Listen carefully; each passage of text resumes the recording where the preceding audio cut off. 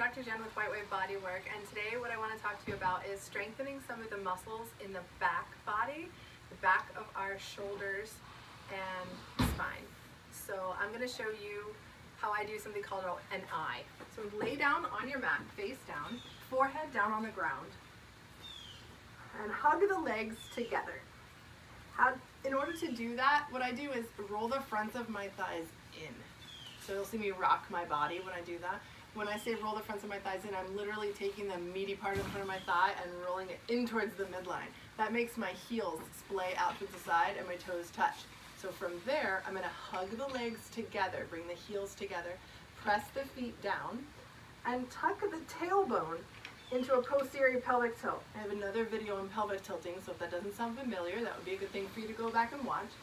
But posterior pelvic tilt can be created in a couple different ways. In this scenario, you can just try to do that. If you can't access it, or you can't figure out how to do it, then squeeze your butt cheeks together to get that tilt. What we're going to try to do is put the arms down by our sides, shrug the shoulders up towards your ears, back towards the ceiling, hug the elbows up towards the ceiling as well, so hug them in towards the midline of the body, lift the hands, palms facing your hips, straight up, and then lift the head while you're tucking the chin. A lot of times when I say lift the head, people look forward like this, and then it's not great for the neck.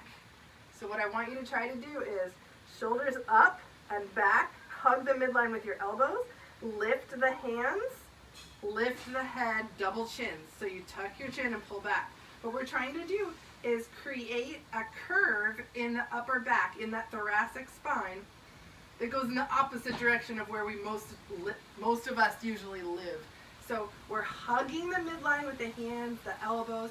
We're trying to keep that, pressing the feet down, hugging the legs together, tucking the tailbone by squeezing the butt cheeks, shrugging the shoulders up, back, elbows in, hands by your midline, hands by your hips, hugging the midline, and then pulling your throat back.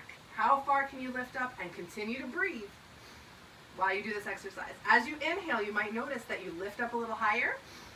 As you exhale, you might notice that you lower down a little bit lower. That's because that belly is filling up with air as you inhale, and then letting the air out. Not necessarily your belly, but your lungs are filling up with air, floating you up, and then as you exhale, you're falling down a little bit. Stay there long enough that you can feel 3 to 5 deep breaths, or as long as you feel like you can hold it. But make sure that you're breathing the whole time you're doing the activity. So that, ladies and gents, is an I. That's what I call an I, because the body's in little I shape. I hope you learned something great. Please give me feedback on that video after you've tried it to see how it works for you, and leave some comments for me below. I hope you learned something great. Have a good day.